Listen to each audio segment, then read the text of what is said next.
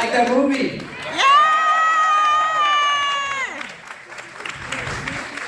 What do you think about these actors?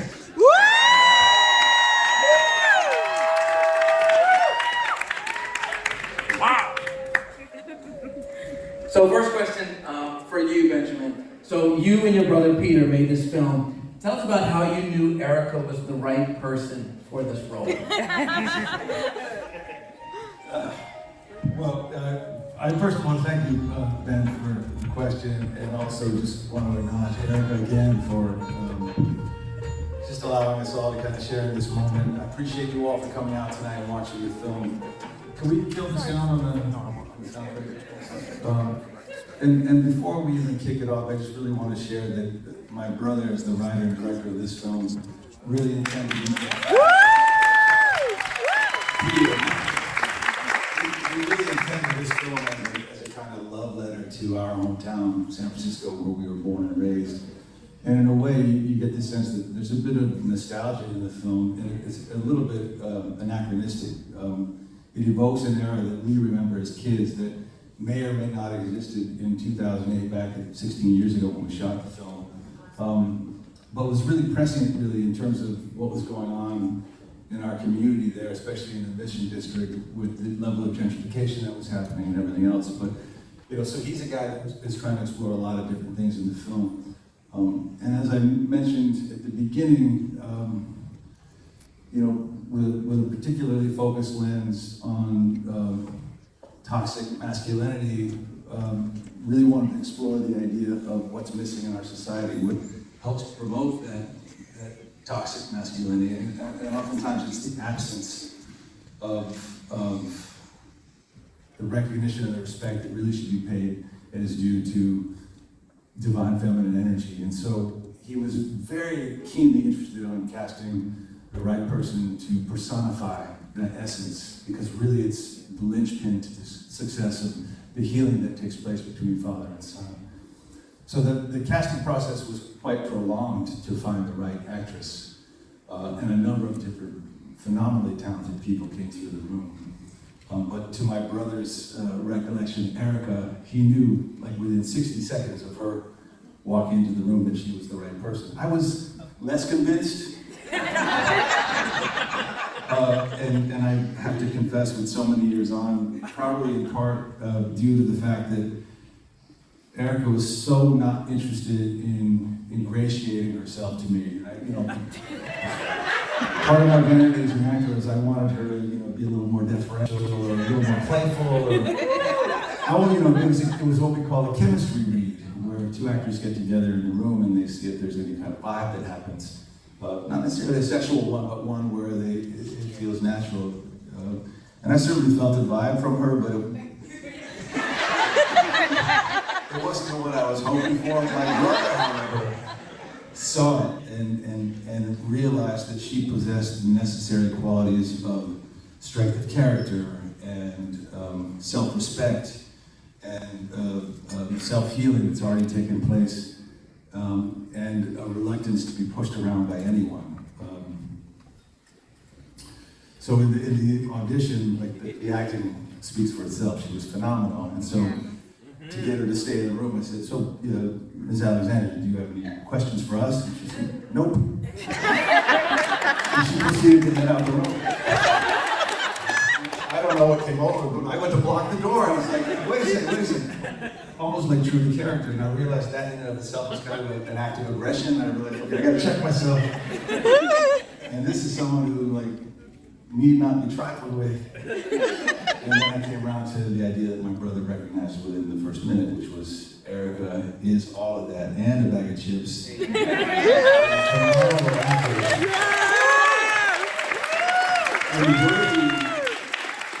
And worthy now more than ever after nearly 40 years as a professional actor in the business. Of all the praise and accolades and recognition and flowers that are currently being bestowed upon her. We just had dinner together and I said, is it odd to say, but you're having a bit of a moment after 40 years, are you not? And I think that, it's a testament truly to not only her dedication as an artist, but the strength that she possesses as a person. I mean, she is one of the most powerful people I have ever met, artist or otherwise. The self-possession that she has, the dedication to community, to the idea, the notion, and the importance of doing good in the world, it's leaving something positive behind you. I have tremendous admiration and love for her, for all those things and more. And I really can't say enough about how much I love and respect her. And it truly is now more than ever in hindsight, such an honor to have had her help my brother and I in this, in the telling of this story. Wow! And she fly. Oh my God! Did you see her? She is flying.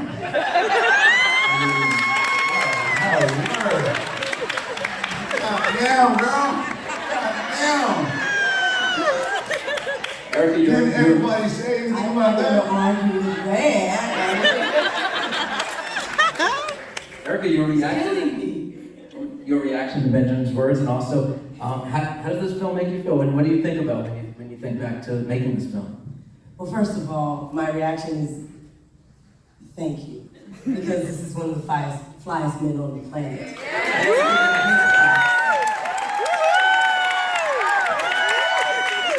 This is not a dedication to this community.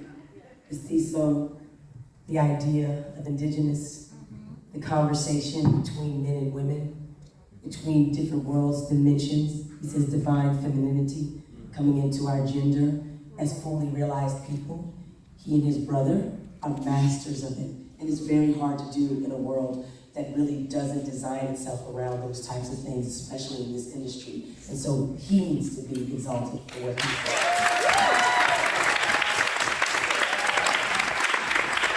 And I have a niece boy too, so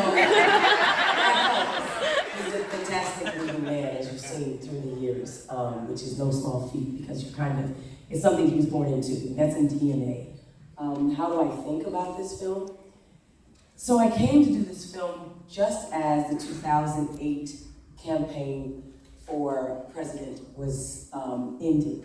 And I was all fired up because, and it's no small secret, I was a Hillary Clinton surrogate. I was her most traveled surrogate. And I had a lot to say, especially inside of the idea of being what femininity is. I think I was discovering for myself.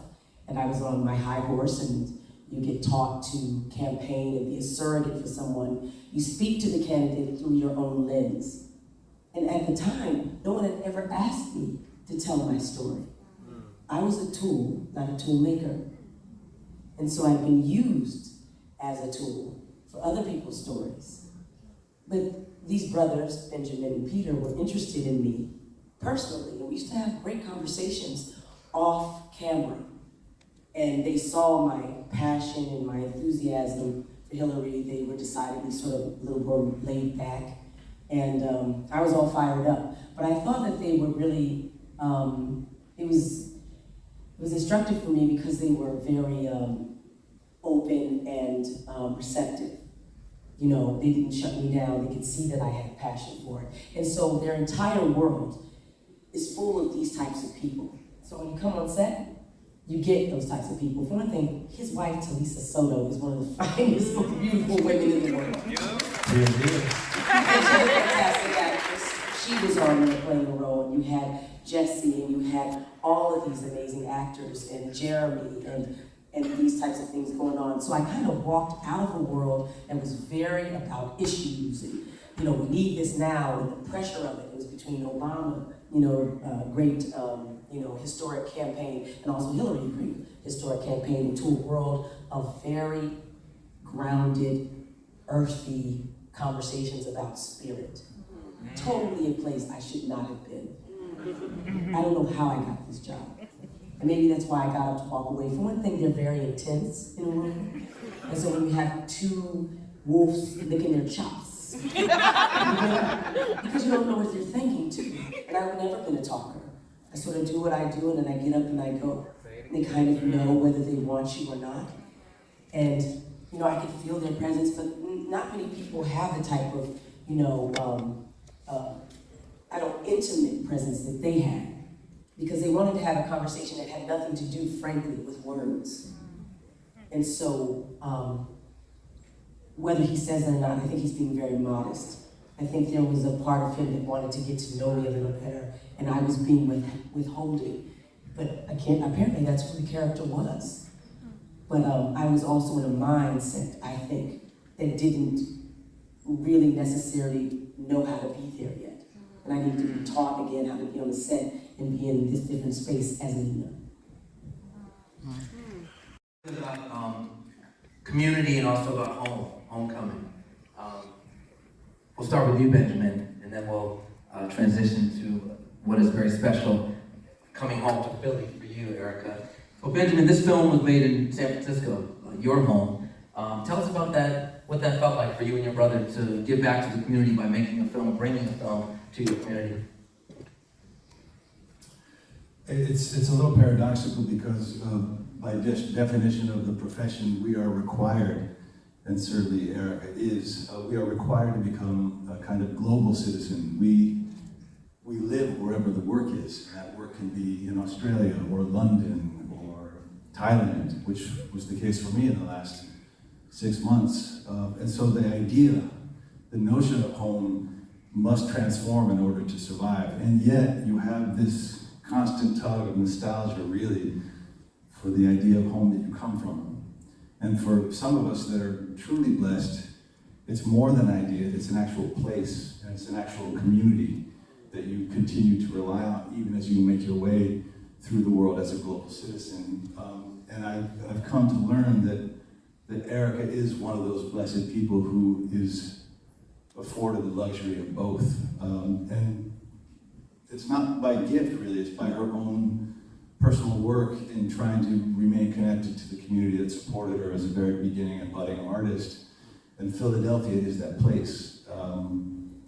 In the face of all of her success, and as it continues to grow, she relies upon you and your support and your love and your recognition of her very humble beginnings here, which was in no small part the springboard that has launched her into the stratosphere that she breathes in now. I share a similar experience with my own hometown.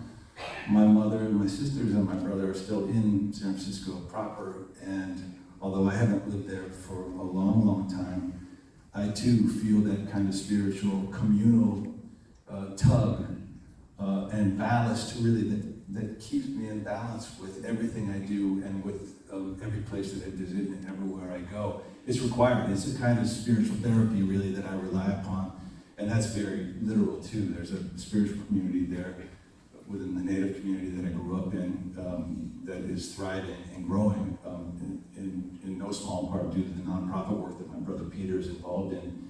He's currently, he's designed and is implementing, with the help of the Biden administration and the governor of California, the idea of a native village within an urban environment. And it's going to become a model program for the rest of the country, and maybe even here. As I was speaking with one of the people here, that there's a thriving Native community here in Philadelphia. And the idea is to create a Native village within an urban situation that has housing and education and a spiritual component and a recovery component and all these things that really, as a person and as an artist for my brother, give him, his strength. So community is very important, family is very important, and the idea of having a home to return to, even as you go out and make your way, is kind of an eternal importance for me, and I know it is for ERIKA too. And I just want to ask you, ERIKA, how does it feel to return home here and be recognized in this way? By the way, I'm a little jealous, a theater and a street. What's that all about?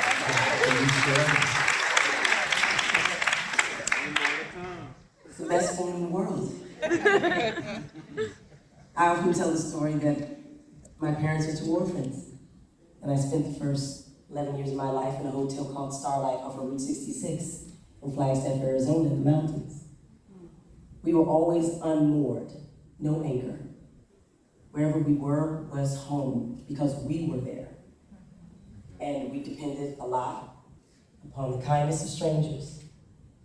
And then suddenly we came to Philadelphia, and we got involved in this atmosphere that told us and told me that I was young, gifted, and Black, and that I had power, essential power within me, and that it lived within me, and that it moves through me, and that if I harnessed it, that I could be responsible and accountable, not only to myself, but to the world.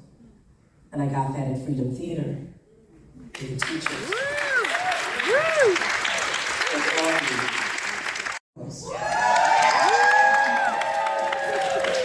That taught us that she conquers, right? She conquers who conquers herself. That's right. That's powerful. And so if you see any of those things inside of these characters, it's because it was put into me intentionally. And I like to think that coming home, or the idea of home, is inside of you. You carry it with you.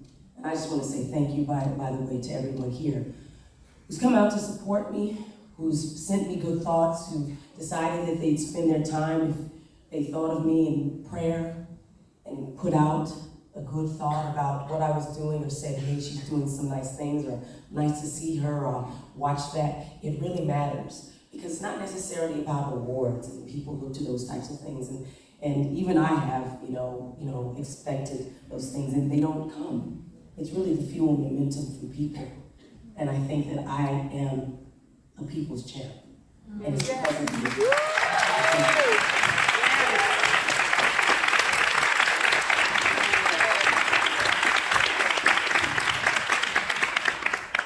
Just in case anyone's not aware or doesn't know, tomorrow at 3 p.m.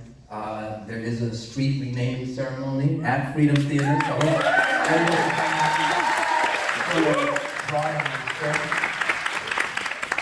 switching topics a little bit, Erika, what is the funniest story that you have to tell about Benjamin? Story I We didn't discuss this part. Do I have one? Well, I know, I'm just trying to say, he's a very serious dude. What? Yeah, you are. I mean, I think it's really, about that audition, he sees it from his point of view as me trying to get out of the room, but I see it from a point of intensity, trying to end this sort of slow torture that I did. They were staring at me, just looking and nodding. It was weird. Any questions? No. I'm good. And I wanted to leave. Because, they're very close as brothers, and they're having a conversation that is, again, it has nothing to do with sound. And so, what I think is funny is that there was a lot of that silent conversation going around. And certainly you had to be in tune with yourself to allow it, and not be overwhelmed by it. You know what I mean? And not make it about you. Sort of make it about washing over and in you. And I think that one of the things I'd say, and it's kind of a little scandalous, it's not, but we had to do our little sex scene.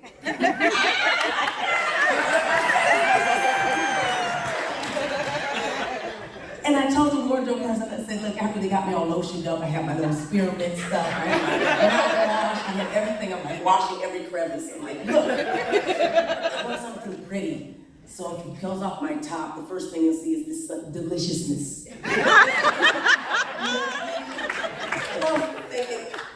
So they, pull out a few tops. I said, oh, that's great. Oh, they got a nice little, not a peignoir set, but brawn panty match. Lena can do that. She maybe dressed like a hippie, but she got some nice underwear. And I get in there, and I'm like, he says, I had a robe and whatnot, and I sort of say, hey, how's this? Well, let me pick it up from there.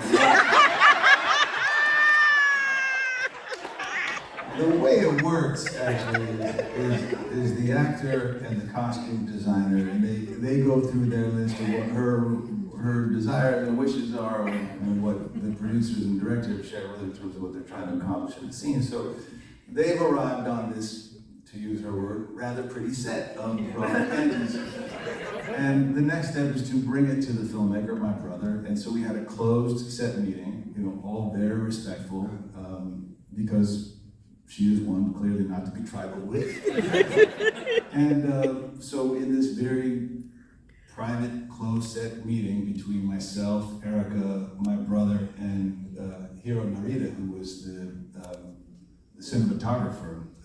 And at that point, he was probably in his late 60s, very, very respectfully kind of looking the other way. ERIKA turned into like a 16-year-old girl. She was so...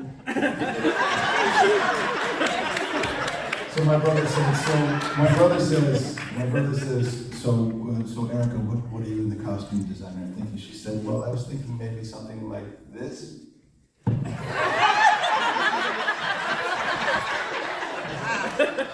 And my brother and I, respectful that we are, were like, that'll work. That's gonna be fine. We go to write the scene, we come back to do the scene, and before I know it, bang! Like the thing is off. That'll work too, I said. We went about then shooting what ended up being a rather modestly depicted love scene. Because at the end of the day, it wasn't, as we talked about over dinner, it wasn't about sensuality, it wasn't about enticement, it was really about an intimate moment between two people where there's a recognition of past trauma. And that this intimacy was really more about that than about sexuality. But he didn't know he had traumatized me. Because I really wanted to like this bra set. And even though he may have said it, that's what they said, they didn't say anything. So they didn't really like it. I believe it's because that's why I took it off. I took it off because I didn't think they liked it. I said, so what about this then? Okay, time to shoot. She also knows that my wife, who is a proud Puerto Rican, would stab me in the eye. Close to what was in my head at the time. It was all about the art, folks. So let's get some questions. I love the movie. I've got to watch it a few more times. I'm sorry I got here a little late, but what I got, I loved it. And I have a question for Mr. Bratt. Of all the roles that you've played from when you first started to now, which one really related at the time how you were in real life? Is there anyone that you could really relate to more than anything else? Was it this role here?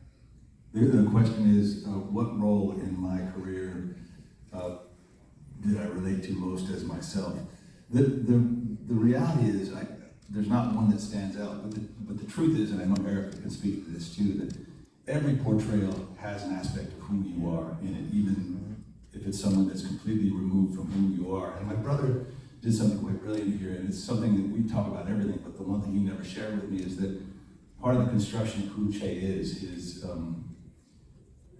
immovability, his rigidness, his latching on to old ways, and his unwillingness to change, even in the face of losing the thing he loves and cherishes the most, which is his relationship with his son, is honestly a depiction of our Father. And that behavior was very familiar to me, and in fact, so familiar that my father died without me having communicated with him for the 30 years prior, and not out of my unwillingness, out of his, in the face of constant efforts on my behalf, letters and sending him things to try to patch up whatever had transpired. The details aren't important, but what is important is the recognition of the stubbornness sometimes of what you expect or want from a person, even if they're not going to deliver it to you, and the degree to which you'll hold on to that notion of who they are, what you want them to be, even in the face of losing them. That was something totally foreign to me, but that Peter wrote and didn't say it was a reflection of our Father, but I knew it well. So I'll leave it there, but thanks for the question. Towards the end, I felt like I was yearning to hear what the apology was to both the. There it is. The air conditioning.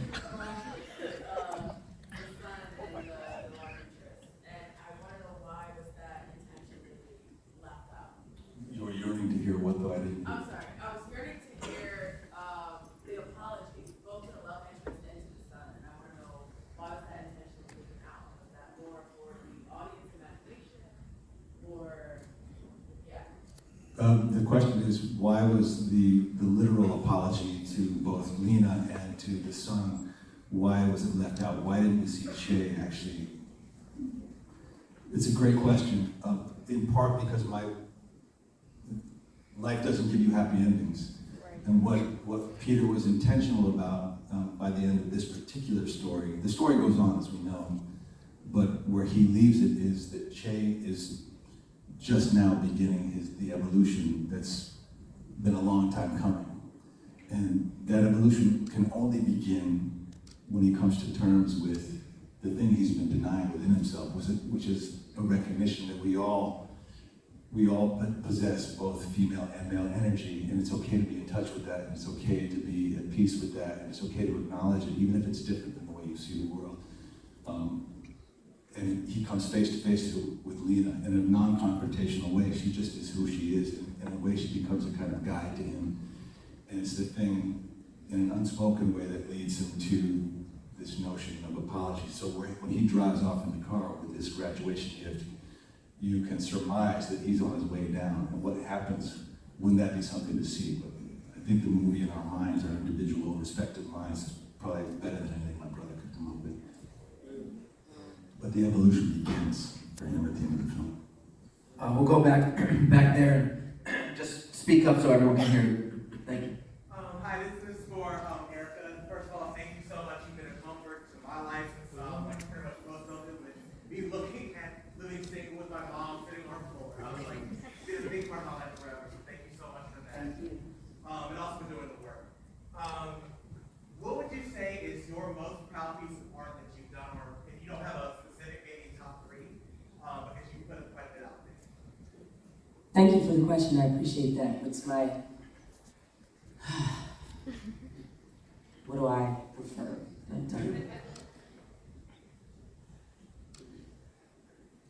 I hate saying, it's Maxine Shaw.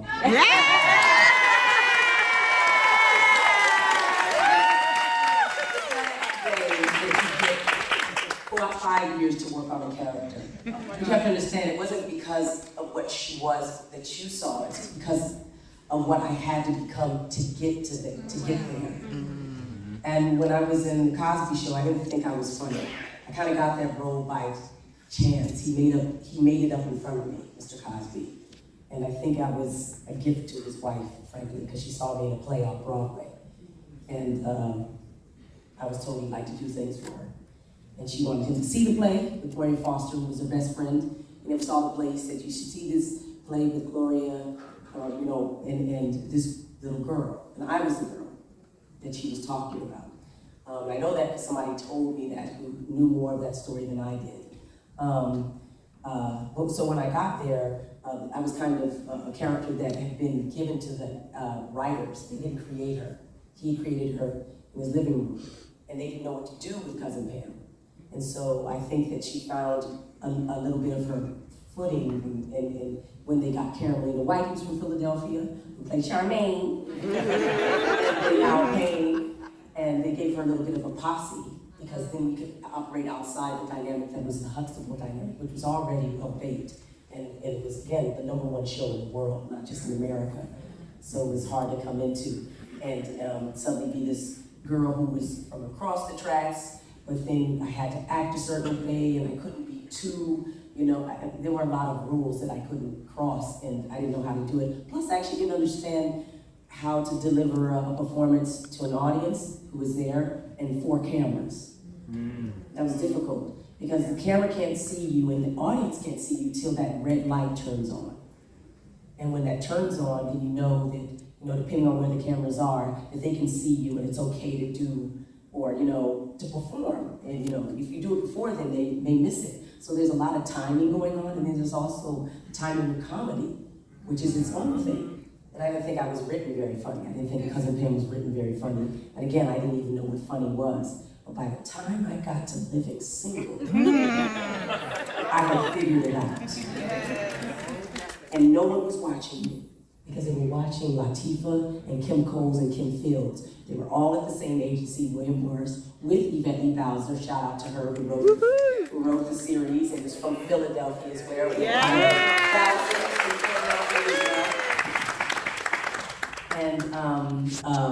And then TC and me, the two dark-skinned people, were the only ones cast. And we also the same birthday. So we met each other in the hotel. And I did not want that role. I wanted to be in Mantis. Mantis was a science fiction series with the Raymond brothers. And I thought I was going to be Black Lois Lane. I wanted the role. I was like, a rapper too, please. I could on Broadway and around the world, the Royal Shakespeare Theater and all these things. And at the time, by the way, I loved Queen Latifah, no shade. But I just didn't think that it was for me. But I had failed in the audition the day before. I'd done the audition flawlessly, at least to my mind, or to what I wanted to give, until the day I had to actually give it to the network. And that was the time we started packing the rooms with tons of people. And it was to the floor. And that was fine, it was theater, no problem. I know theater, I'll be able to do it. I tripped all over my feet, I couldn't say the words, and it was a total failure. And I just bowed my head, and at that time, the casting director looked at me and she said, you probably just want to go, don't you? And I said, yes. And I walked out of that room, and I went on and I cried. I boo-hooed because I knew I would not be the Black Lois Lane. But I had to come back to that same room the next day because they were both Fox Productions. To the same people. Oh, no. So I put myself together overnight. I told myself I was going to make them pay for everything that I didn't do in that audition.